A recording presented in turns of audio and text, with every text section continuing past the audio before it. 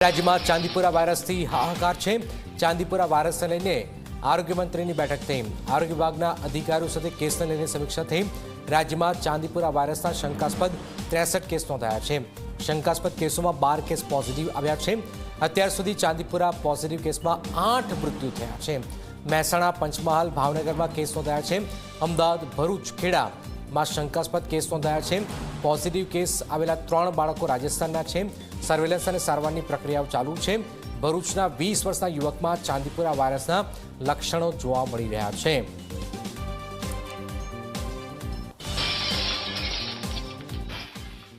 Chandipura virus ગુજરાતની અંદર patient દાખલ થયા છે અને ત્યારથી અત્યાર સુધીમાં જેટલા શંકાસ્પદ પેશન્ટ દાખલ થયા છે એમના ઉપર વોચ અને દરેક હોસ્પિટલમાં આની પૂર્ણ જાગૃતતા, કારણ કે આ કોઈ ચોક્કસ એક જિલ્લા, એક તાલુકા, એક ગામમાંથી પેશન્ટ આપને મળતા નથી, કારણ કે મુખ્ય મહેસાણા, પંચમહાલ, સાબરકાંઠા, ભાવનગર, અમદાવાદ મ્યુનિસિપલ કોર્પોરેશન, ભરૂચ અને ખેડા, તો એ જોઈએ તો ડિસ્ટન્સ બધાનું વધુ છે। બધી જ જગ્યાએ એક ને 2 કેસ મળ્યા છે।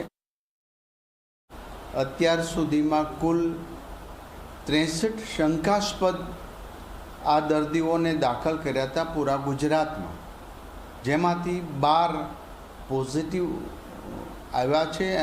એમનું સારવાર કરી, જેમાંથી 8નું મૃત્યુ થયું છે। જેમાંથી 12 પોઝિટિવ કેસ છે, એમાંથી 3 રાજસ્થાનના છે। સૌથી મોટી ઉંમરનું પેશન્ટ હોય તો એક ભરૂચમાં 20 વર્ષના યુવાનનું ચાંદીપુરા વાયરસથી એક જ પેશન્ટ એવું હતું જેની ઉંમર 20 વર્ષ છે, બાકી 10 વર્ષથી અંદરના છે।